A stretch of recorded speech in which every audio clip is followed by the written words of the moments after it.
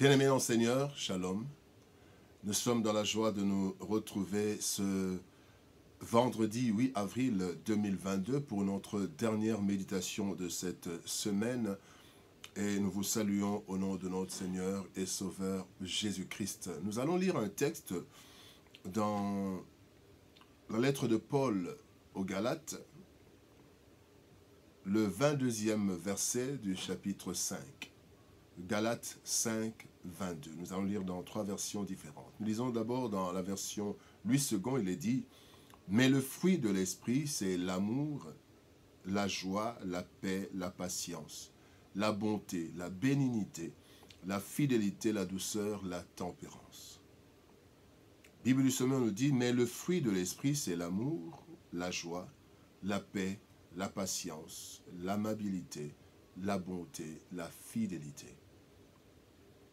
Et enfin, parole de vie, au contraire, voici ce que l'Esprit Saint produit. Amour, joie, paix, patience, bonté, service, confiance dans les autres. Ce que l'Esprit produit. Ce que l'Esprit produit. Tel est le thème de notre méditation de ce vendredi 8 avril 2022. Bien-aimés dans le Seigneur, l'être humain est formé de trois parties.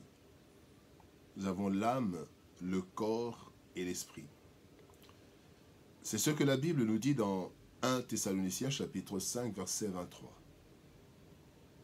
Il dit que tout votre être, l'esprit, l'âme et le corps soient conservés irrépréhensibles lors de l'avènement de notre Seigneur Jésus-Christ.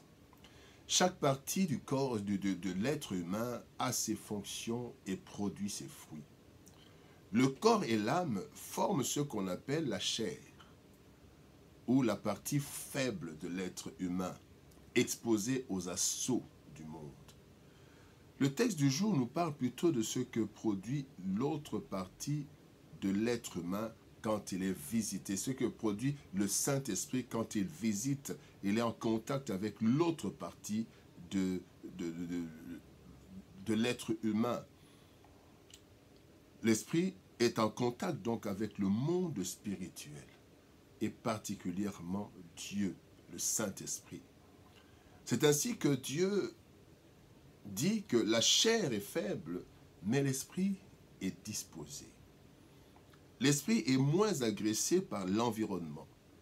La marche selon l'esprit, c'est ce que Dieu veut, et voyons pourquoi. Voyons d'abord ce que la chair produit. Le produit de la chair a comme base la convoitise et la méchanceté. La Bible dit le cœur de l'homme est tortueux par-dessus tout et méchant. Le péché a rendu l'homme méchant et la convoitise a pris le dessus.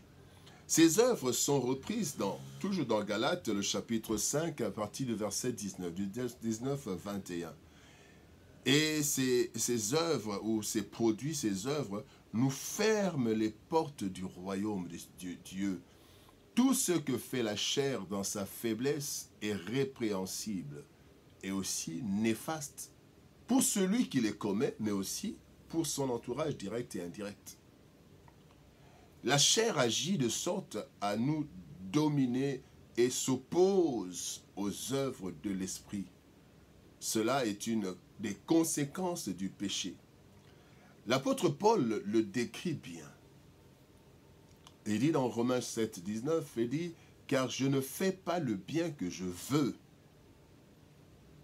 et je fais le mal que je ne veux pas. » C'est qu'au niveau de l'esprit, je veux faire le bien, mais la chair ne fait pas ce bien-là.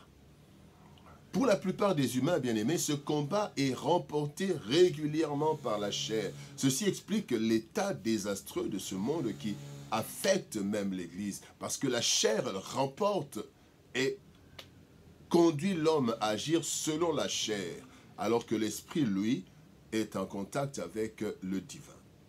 Et voyons maintenant ce que l'esprit produit. L'esprit en contact avec le monde spirituel, habité par le Saint-Esprit, produit ce que Dieu veut. À la fin de la description du fruit de l'esprit, la Bible dit, la loi n'est pas contre ces choses, les choses de l'esprit. Galates chapitre 5, verset 23. Tout ce que l'esprit produit est conforme à la loi de Dieu et au bien-être communautaire. En fait, l'esprit qui est le souffle de vie placé dans l'homme n'est pas aussi exposé que la chair, c'est-à-dire l'âme et le corps. Et c'est là que le Saint-Esprit habite. Évidemment, le Saint-Esprit habite dans notre corps, mais en contact avec notre esprit. Le corps et l'âme, donc la chair, agissent selon le code du monde, de la terre, d'où l'homme a été tiré. Cependant, l'esprit agit selon le code divin duquel il découle. Genèse chapitre 2, verset 7, il est dit, l'Éternel Dieu forma l'homme de la poussière de la terre et souffla dans ses narines un souffle de vie et l'homme devint un être vivant. C'est là notre différence, la différence en fait entre l'homme et l'animal. L'animal est un homme est aussi un animal dans un certain sens, mais l'animal, la bête, l'animal a une âme et un corps, mais n'a pas d'esprit comme l'être humain. La liste, bien aimé, des différents aspects du fruit de l'esprit ne se retrouve pas chez l'animal. L'animal n'a pas l'esprit et l'Esprit Saint vient dans l'esprit en fait. L'esprit est en contact et orienté, dirigé par le Saint-Esprit. Quand nous devenons chrétiens, nous recevons le Saint-Esprit et c'est le Saint-Esprit qui nous dirige à travers notre esprit parce que l'esprit humain est en contact avec le monde spirituel. Et troisième chose, voyons l'avantage du produit de l'Esprit Saint. Le produit de la chair amène à la réprobation et au rejet de Dieu. Mais le produit de l'Esprit est approuvé par Dieu et par la communauté. Parce que la Bible dit au verset 23 de Galates 5, la loi n'est pas contre ces choses. La loi des hommes, la loi de la communauté n'est pas contre ces choses. Mais la loi est contre les choses, les produits de l'esprit, de la chair. Mais la loi n'est pas contre les produits de l'esprit. Cela est donc de notre responsabilité de choisir le produit qui nous maintient près de Dieu. En effet, si nous marchons selon l'Esprit, si nous développons notre communion avec le Saint-Esprit pour que l'Esprit domine et non la chair, nous éviterons la condamnation de la loi établie et nous jouirons de l'approbation communautaire et divine. Il est écrit en Galates chapitre 5, verset 16, « Marchez selon l'Esprit, et vous n'accomplirez pas les désirs de la chair. » Et alors pour cela, comment marcher selon l'Esprit? Nous avons besoin de deux choses. D'abord, de connaître la parole de Dieu. Car en fait, c'est la parole de Dieu qui nous montrera le chemin de la vérité ainsi que la volonté de Dieu. La Bible dit dans 2 Timothée 3, 16, 17, toute écriture est inspirée de Dieu et utile pour enseigner, pour convaincre, pour corriger, pour instruire dans la justice, afin que l'homme de Dieu soit accompli et propre à toute bonne œuvre. Et c'est l'Esprit qui est nourri. L'Esprit est nourri par le Saint-Esprit, par la parole de Dieu. Et la deuxième chose pour marcher selon l'Esprit, c'est nous appliquer à la prière. Car seul Dieu peut nous donner la force de choisir la voie de l'Esprit au lieu de celle de la chair. Voilà pourquoi Christ dit dans Matthieu chapitre 26, verset 41, « Veillez et priez, afin que vous ne tombiez pas dans la tentation, parce que l'esprit est bien disposé, mais la chair est faible. » Ce que l'esprit produit, bien-aimé, ne nous cause aucun tort, car il est conforme à la loi et à la paix sociale.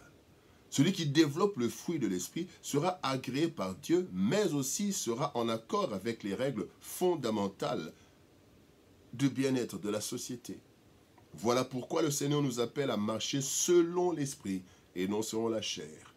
Et la lecture de la parole de Dieu, la méditation et la prière nous aideront à marcher selon l'Esprit. Que Dieu nous bénisse. Shalom, au revoir. Bon week-end et à lundi.